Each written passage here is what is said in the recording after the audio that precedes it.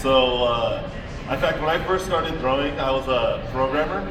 I started as a programmer because I didn't know anything about art. And so when I went to school, I saw people drawing and I was like, hey, I could draw. You know, I could draw like Dragon Ball Z characters too.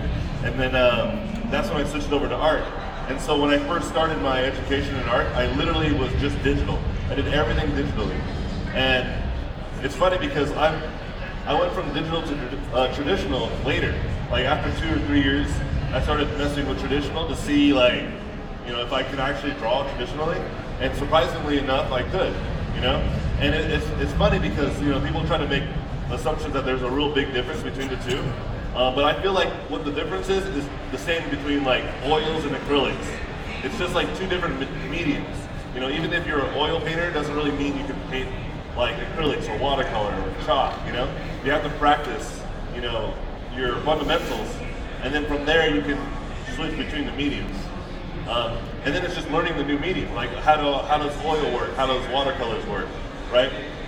So what I try to tell people is not to worry too much about the medium, but the fundamentals, the foundation of art, like foundations of structure, form, light, anatomy, all that stuff, because that carries with you no matter where you go. Even if I switch over to ZBrush or something like that, which is like a sculpting software, it's still the same stuff that's required for me.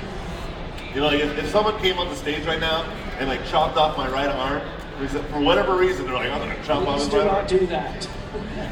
I know there is, but that is not a suggestion. But if someone did, it'll take me a few months to learn how to draw my left arm, because all the information's in my head, not in my hand. Because even my hand is a tool.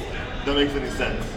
So for me, like, I try to tell people, you know, whatever you feel comfortable in, because some people do it all digital, some people do it all traditional. My coworker, Top, he did a demonstration yesterday. He does everything at work traditionally, and it was amazing. You know, and that's where he feels the most comfortable. So, like, I always try to encourage people to just follow their, you know, intuition and whatever they really like, and not to worry about too much about like, oh, I need to learn how to paint digitally. If you're just really good, you're just really good. People will find you out.